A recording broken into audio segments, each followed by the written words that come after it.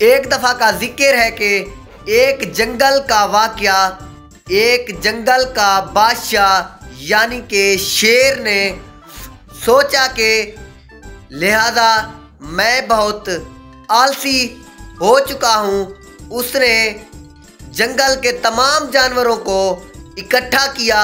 उसने जंगल के जानवरों से कहा, लिहाजा मैं थक चुका हूँ और बूढ़ा भी हो चुका हूँ। आप ऐसा करें, आपको मैं एक एक शिकार करने से अच्छा है, लिहाजा आप ऐसा करें, एक एक होकर रोज़ाना के तौर पर एक शिकार हमेशा की तरह मेरे गार के अंदर आ जाना चाहिए। इस तरह तमाम जानवरों ने इत्तेफाक किया। एक दिन इसी बात से एक लोमड़ी को एक तरकीब सूझी। उसने कहा कि तमाम जानवरों को बचाया जाए। इसी तरह उस बादशाह साहब, आप हमें कहते हैं कि शिकार मेरे गार में आ जाना चाहिए। मैं यूं ही आपके पास आ रही थी कि अचानक से एक और शेर मुझे दिखाई दिया। उसने कहा कि आप कहाँ जा रही है?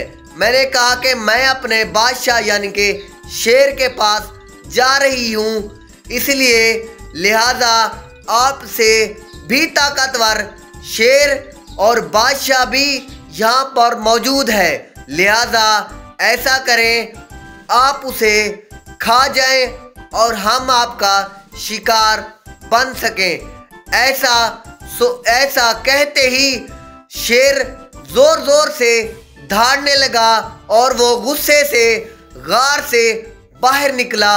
उसने कहा, इसकी किसी की क्या मजाल जो मेरे साथ वो मुकाबला करे। वो लोमड़ी के साथ चल पड़ा। उसने कहा, कहाँ है वो शेर जिसने तुम्हें इतनी बड़ी धमकी दी है या फिर मेरे सामने गुस्ताखी की है।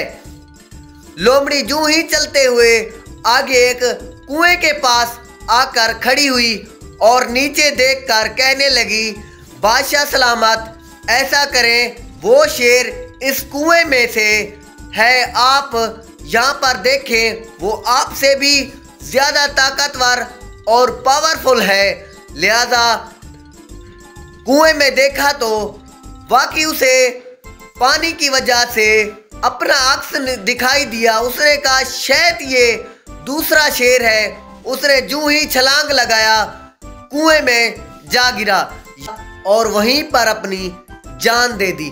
यहाँ से नतीजा निकलता है कि एक लोमड़ी की चालाकी ने तमाम जंगल के जानवरों की जान बचा ली।